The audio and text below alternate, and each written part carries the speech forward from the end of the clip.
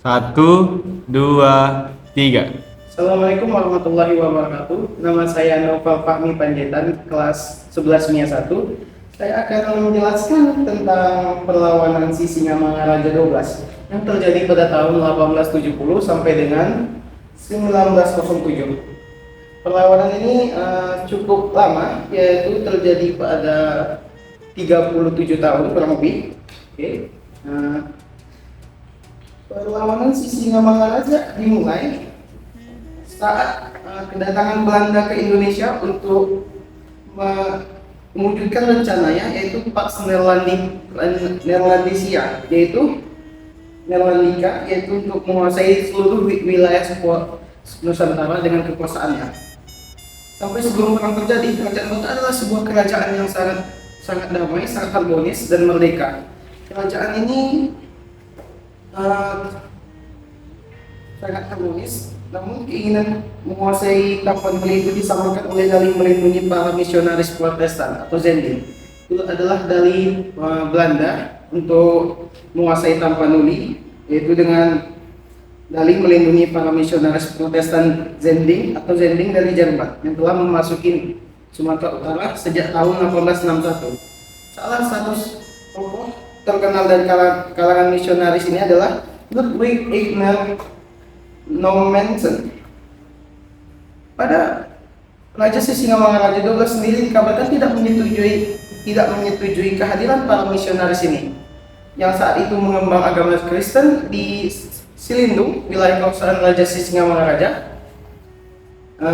Sisingamangaraja 12. Oleh karena itu, pada Januari 1878 ia dikabarkan mengultimatum para Zending agar segera meninggalkan Silindung.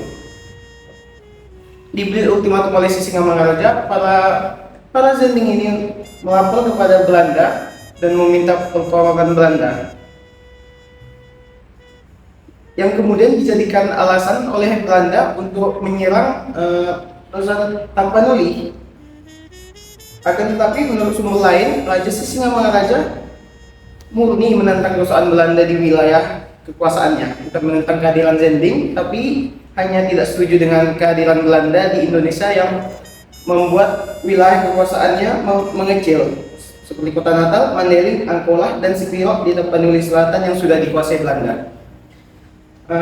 Pada tahun 1878, Raja Sisingamangaraja 12 melancarkan serangan terhadap pos pasukan serangan di pasukan Belanda di Bahal Batu dekat Tarutung, Tapanuli Utara. Pertempuran merebak sampai ke daerah Guntur, Bahal Batu, Balike, Siborong-borong, dan Lumbun Julu. Perang berlangsung selama 7 tahun. Pada tahun 1894 Belanda melancarkan serangan untuk menguasai Batkara, pusat kedudukan dan pemerintahan kerajaan Batak. Akibat serangan ini, Raja Sisingamangaraja 12 terpaksa menyingkir ke daerah Pakpak. Akibat Belanda terus diserang oleh Raja Sisingamangaraja 12, pihak Belanda sempat untuk membujuk Raja Sisingamangaraja 12 untuk berkoalisi dengan mereka, dengan alih-alih diberi gelar kesultanan di Kesultanan Raja Batak. Tapi Raja Sisingamangaraja 12 berkata, dia tidak lebih baik kalah daripada mengkhianati rakyatnya sendiri. Akibat kesal dengan perkataan Raja Sisingamangaraja, pihak Belanda kemudian menyewa pasukan dari Senegal untuk melacak keberadaannya. Pada tahun 1904, pasukan Belanda di bawah pimpinan G.C.R. Van yang semula bertugas di Aceh diperintahkan menuju Tapanuli. Ia berhasil memukul mundur perlawanan Raja Sisingamangaraja 12. Pada tahun 1907, pasukan gerak cepat Belanda yaitu Marsose di bawah pimpinan Kapten Hans Christoffel berhasil menangkap Bolo Sigala, istri Raja Sisingamangaraja 12. Serta 2 orang anaknya. Raja Sisingamangaraja 12 dan para pengikutnya berhasil melarikan diri ke hutan Simsim. Ia menolak tawaran untuk menyerah dalam pertempuran pada 17 Juni 1907. Raja Sisingamangaraja 12 gugur bersama putri dan putranya dan 2 orang putranya. Gugurnya Raja Sisingamaraja 12 menandai berakhirnya perang Tapanuli pada masa kependudukan Belanda. Daerah Tapanuli dijadikan salah satu pusat daya tembakau dan kopi. Itu adalah merupakan urutan perlawanan Sisingamaraja 12 terhadap Belanda. Ada pula poin-poin yang terjadi pada peristiwa ini adalah sebagai berikut.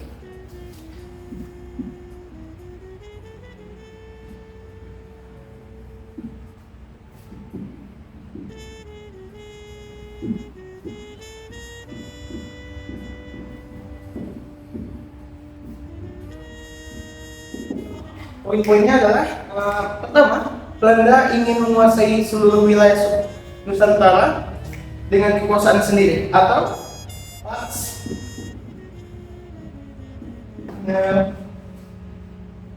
landikan. Belanda ingin menguasai seluruh wilayah di Indonesia dengan kekuasaannya.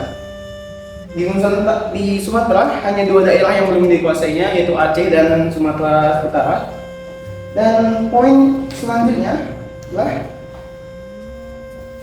ada dua sudut pandang tentang perlawanan ini, yaitu cerita pertama tentang Sisingamaraja yang tidak setuju dengan kehadiran misionaris Protestan ini. Yang kedua adalah dengan Belanda yang dengan Sisingamaraja yang tidak setuju dengan kehadiran Belanda.